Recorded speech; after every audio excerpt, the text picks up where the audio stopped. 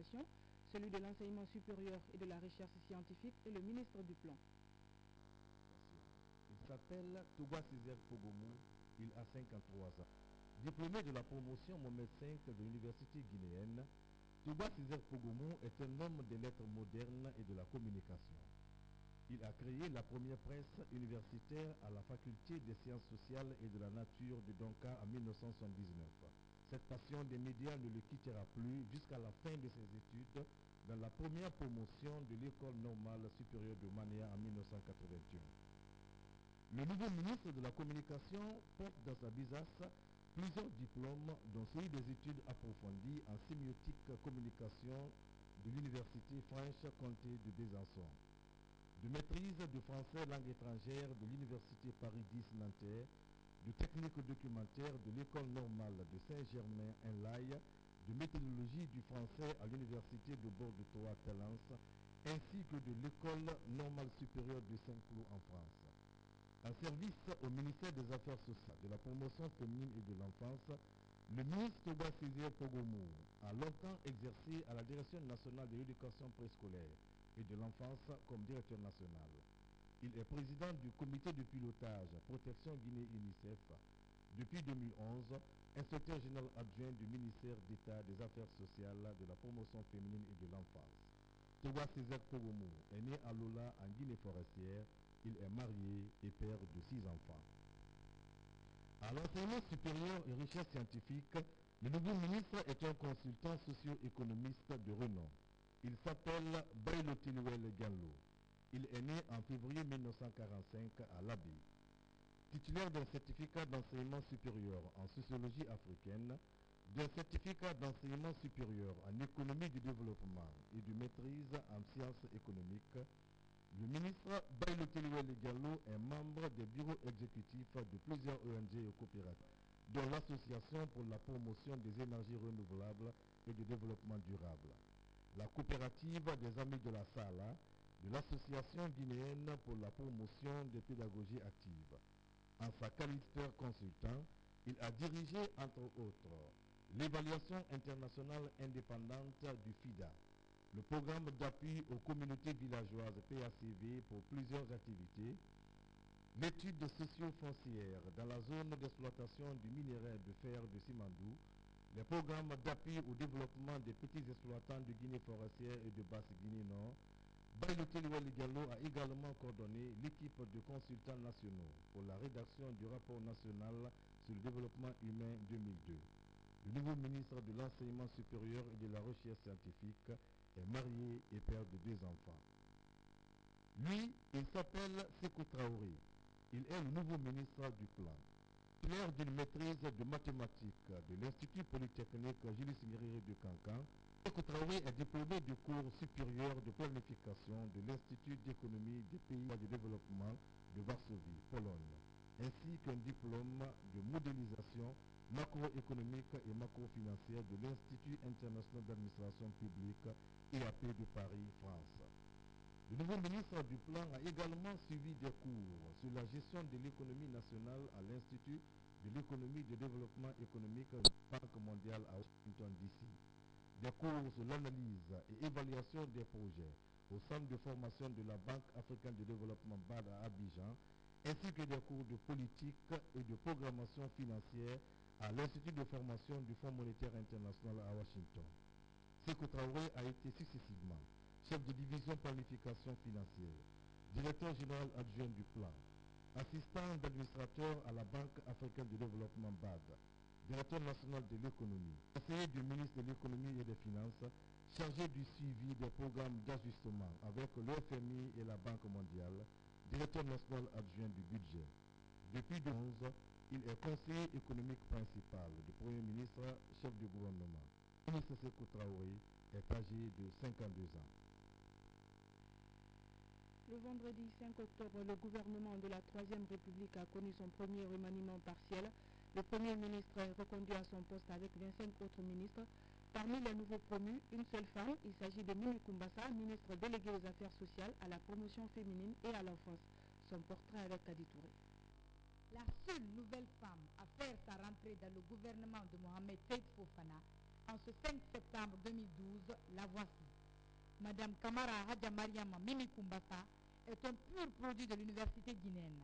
La nouvelle ministre déléguée aux affaires sociales, à la promotion féminine et à l'enfance est nommée de la faculté des sciences administratives de Bellevue, option économie-finance, 19e promotion. Madame Kamara Hadja Mariama Mimi Kumbasa a complété son cursus par plusieurs autres formations et ateliers à l'extérieur du pays, dont une spécialisation en langue anglaise et une formation à Ami Impact de l'État d'Atlanta aux États-Unis. En tant que femme leader et femme d'affaires, la ministre Mimi Kumbasa est membre fondatrice du groupement des femmes d'affaires de Guinée, GEFAG, et fondatrice de la première société de gardiennage, Sogigar, société guinéenne de gardiennage. Originaire de Boké, en Basse-Guinée, Madame Kamara Mimi Kumbasa est présidente de l'Association des femmes pour le développement de Kakandé et l'Union nationale, en abrégé AFCADUN. Et à ce titre, Hadja Mimi Kumbasa est membre du comité de pilotage de la célébration du 54e anniversaire de l'indépendance de la Guinée. La nouvelle ministre déléguée aux affaires sociales, à la promotion féminine et à l'enfant est mariée et mère d'un enfant. Ibrahima Bangoura, c'est le nouveau patron du ministère de l'Urbanisme, de l'Habitat et de la Construction. Il fait partie des 7 nouveaux cadres qui vont rejoindre l'équipe du Premier ministre Mohamed Saïd Fofana. Son portrait avec François Marat. Le tout nouveau ministre de l'Habitat, de l'Urbanisme et de la Construction, c'est lui. Son nom, Ibrahima Bangoura. Il est né en 1956 à Monchon, dans la préfecture de Bofa. Le ministre Ibrahima Bangoura est diplômé en génie rural. Après ses études primaires dans son village natal, où il obtient son diplôme de CEPE entre 1963 et 1969, il rejoindra la capitale Conakry en 1970 pour y décrocher son diplôme de bac unique. Entre 1980 et 1982, il obtient son diplôme d'études supérieures en génie rural à Somphonia. Après ses études supérieures, Ibrahima Bangoura intègre l'administration guinéenne en 1984 pour occuper plusieurs postes dont, entre autres, directeur du génie rural de Fria, directeur adjoint de la topographie en génie rural de Fria, membre du conseil d'administration de l'ONEMO, pompe et station de pompage, membre de la commission consultative du travail et de l'aide sociale. En 2005, le ministre Ibrahima Bangoura est membre du comité de rédaction du document stratégique de la réduction de la pauvreté secteur agriculture. En 2000 et 2006, il est chargé des aménagements à la Commission nationale du génie rural, puis chargé des aménagements hydro-agricoles au ministère de la Culture. Il pilotera ainsi le projet CNV Verba 2. Depuis mars 2010, Ibrahima Bangoura est membre du Conseil national d'édition CNT. Au plan du perfectionnement professionnel, le nouveau patron de l'urbanisme et de l'habitat a suivi plusieurs formations entre 1992 et 2004. Elles ont porté, entre autres, sur la pratique de la conservation des retenues collinaires en Belgique puis au Niger. Ibrahima Bangoura a également participé à la formation des formateurs du Bureau international du travail à Turin, en Italie. Une formation des parajuristes syndicaux est également dans des arcs du nouveau ministre de l'Urbanisme, Habitat et Construction. Le ministre Ibrahima Bangoura est marié et père de 5 enfants. Le crédit bail sera bientôt opérationnel en Guinée. C'est du moins ce qui ressort de la rencontre entre les experts de la Société financière internationale, une filiale de la Banque mondiale avec les chefs de demande des finances, de la justice, de l'industrie et de la Banque centrale. Les précisions de Boubacar Ba. Après l'atteinte du point d'achèvement de l'initiative de pays pauvres très endettés par notre pays, la confiance est rétablie et la Guinée reste un pays fréquentable par l'ensemble de la communauté financière internationale. Déjà, la Société financière internationale, à travers le gouvernement de la Banque centrale, voudrait introduire et développer un plan d'action d'un programme de développement crédit bail. On se rappelle, il y a quelques mois, le Conseil national de la transition avait approuvé le projet de loi portant cadre légal et fiscal du crédit bail introduit par la Banque. À présent, la SFI, Société financière internationale, une filiale de la Banque mondiale, compte développer, promouvoir et vulgariser cette loi pour une meilleure compréhension du public à l'effet d'imprimer le crédit bail parmi les priorités. Pour ce faire, il s'agira de mettre en place un plan de formation intégré ciblant les différents intervenants sur le marché du crédit bail, corps judiciaire, marché financier, secteur minier, petites et moyennes entreprises, autorités fiscales, fournisseurs d'équipements et tant d'autres. Pour y parvenir, la SFI, Société financière internationale, devrait appuyer la Banque centrale dans la mise en place d'une campagne d'information et de formation sur la loi à tous les niveaux de la vie économique du pays. Déjà, plusieurs pays ont développé cette filière. C'est le cas de la Tunisie qui mobilise 1 milliard de dollars par an, l'Afrique du Sud 7 milliards de dollars par an et l'île Maurice dont les 3/4 des investissements relèvent du crédit. La réunion aujourd'hui a fait l'objet d'une discussion du plan d'action. Une loi a été approuvée il y a quelques mois par CNTI, signée par son Excellence le Président de la République et officiellement maintenant applicable. Une loi qui est très favorable pour le développement du crédit bail et il fallait accompagner ce travail important qui a été fait dans un temps record. Il fallait l'accompagner par une campagne de vulgarisation pour que cette loi soit mieux connue par les opérateurs du secteur privé, mais aussi par les acteurs du gouvernement. Et aujourd'hui, on a discuté d'un plan de formation pour les PME, pour le système bancaire, pour les juges et magistrats, les avocats, les notaires, tous les partis impliqués dans le développement du crédit bail, qui devraient jouer un rôle important dans le développement des PME et de l'économie en Guinée. Le syndicat des travailleuses domestiques Centrad a organisé ce dimanche une caravane de sensibilisation. En effet, il y a juste un an aujourd'hui que l'Organisation internationale du travail OIT a voté une convention relative à la protection des droits des travailleuses domestiques que la Guinée n'a toujours pas ratifiée. Les explications de Yaya Silla. Un groupe de jeunes femmes ce matin au point de départ ici au siège du ministère du Travail et de la fonction publique pour une caravane de sensibilisation des autorités sur une convention de l'OIT. Il s'agit de la convention 189 relative à la protection des droits des travailleuses et travailleurs domestiques. En qualité de secrétaire général du syndicat national des travailleuses et travailleurs domestiques Centrad Guinée, l'honneur me soit en cette date historique, 7 octobre 2012, Journée internationale du travail décent, de souhaiter à toutes les travailleuses et à tous les travailleurs domestiques de Guinée une très bonne fête.